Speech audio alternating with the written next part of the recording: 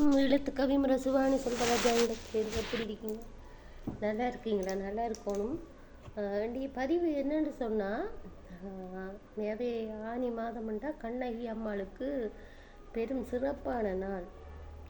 உங்களுக்கு வரலாறு தெரியுமோ தெரியாது, சிலவங்களுக்கு தெரியாது. மதுரையை எரிச்சிட்டு வந்தவ கண்ணகி அம்மா வந்தாறு முளையில் இளைப்பாறினதால் வந்தாரி ஆறுனால அந்த வந்தாறு முளை அங்கே ஒரு கன்னியம்மன் கோயில் இருக்குது. நான் போயிருக்கிறேன்.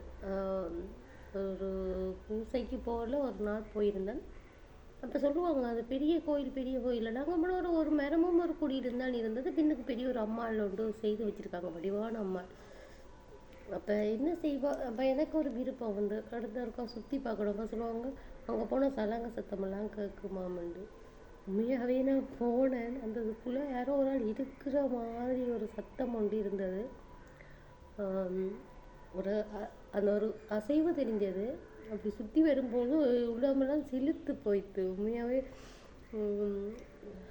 பெண் தெய்வங்கள் வழிபடுறது அதிகம். நான் காளி பேச்சு அப்படியெல்லாம் பார்க்குறதில்ல. ஆண் தெய்வங்கள் எல்லாம் பெண்கள் தெய்வங்கள் எல்லாம் ஒரு கடவுளாகத்தான் வழிபடுறது. எல்லாம் ஒன்று தான். அவங்க மாறி மாறி பார்க்குறாங்க. என்னுடைய கருத்து அதுதான்.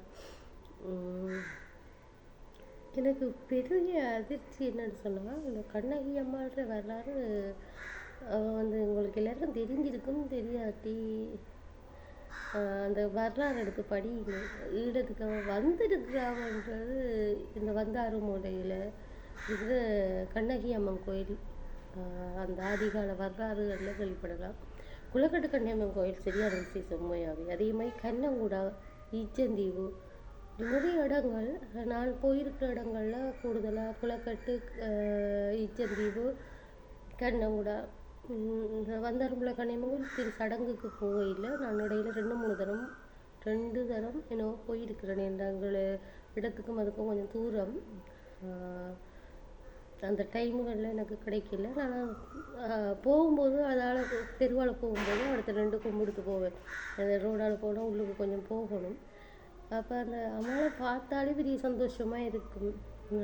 இதுக்கு முதல் நிறைய அதுக்கான ஓனூர்லையோ இங்கே போட்டிருக்கேன். அந்த அம்மாவை படம் போட்டு போட்டிருக்கேன். என்ன சொல்ல வரேன்னுட்டா, இந்த வைகாசி மாதத்தில் அந்த அம்மனுக்கு சிறப்பான நாள். சடங்குகள் நடக்கும். கல்யாணம் கட்டாத பிள்ளைகள் மடப்பட்டி எடுக்கிறது, நிறைய இது கடமைகள், தீச்சட்டி எடுக்கிறது.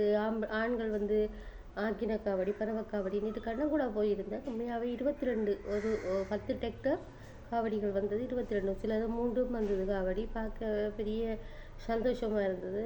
நேரம் போனது தெரியல. பூசை முடிஞ்சது, எங்களுக்கு நேரமானது. நாங்கள் வந்துட்டோம். கலைநிலவு கூத்து கூட நடந்தது. நான் எல்லாத்தையும் ஒளிபரப்பு செய்ய இல்லை. நான் இருக்கிற இந்த இதுகளில் பதிவில் போட்டிருக்கேங்க. கண்ணங்குடா கோயில் ஒரு சின்ன துண்டு போட்டிருக்கிறேன். நான் சொல்கிறேன் ஆன்மீகம். அப்போ இந்த நேரம் வீடியோ கேமராவோட போய் திருக்கியில் சில இடங்களில் அமைதியான முறையில் வழிபட வேண்டியது.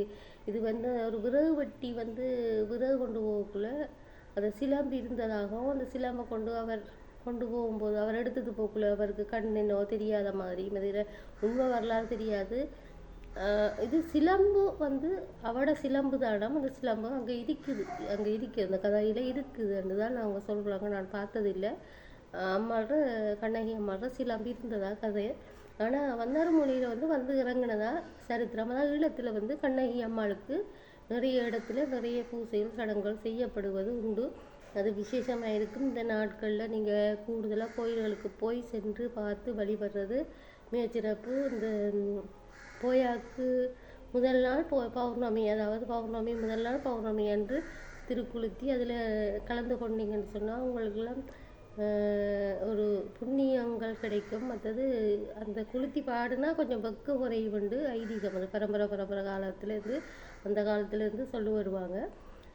கண்டிப்பாக இந்த ஆனி மாதம் கண்ணகி அம்மன் கோயில்களில் ஒருவரும் தவற விடாதீங்க. உங்களோட ஊரில் இருக்கிற கோயில்களில் நீங்கள் கலந்து கொண்டுங்க. தினமும் போங்க, பாருங்கள், பூசி கலந்து கொள்ளுங்க. உங்களோட வேண்டுதலை வையுங்க.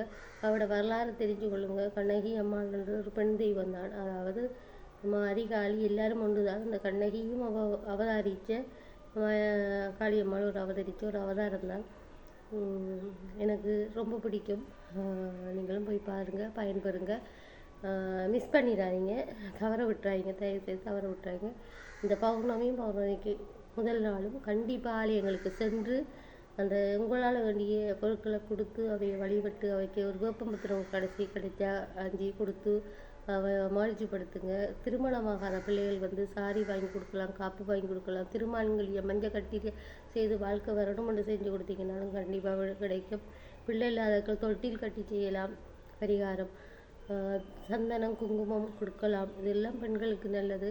ஆண்கள் வந்து பயபக்தியாக கண்ணக்கூடாவில் சிறப்பு காவடிகள் எடுப்பாங்க. அது பெரிய இது உண்மையாகவே கண்கண்ட தெய்வம்.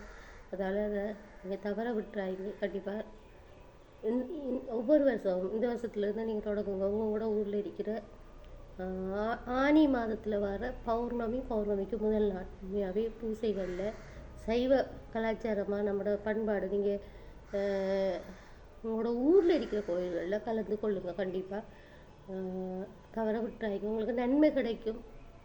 கண்டிப்பாக என்னுடைய அனுபவம். அதனால தான் கண்கண்ட தெய்வம். நான் இந்த பதிவுக்கு மேலே நீங்கள் பார்த்துருந்தீங்கன்னா சில அற்புதங்கள் போட்டிருக்கிறேன். நன்றி, வணக்கம்.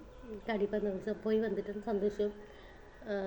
பௌர்ணமிக்கு முதல் நாள் யானும் போவேன் என்று நினைக்கிறேன். நன்றி, வணக்கம். இல்லத்துக்கு கவி சுபாடி செல்வராஜா இல்லத்திலிருந்து நன்றி, வணக்கம்.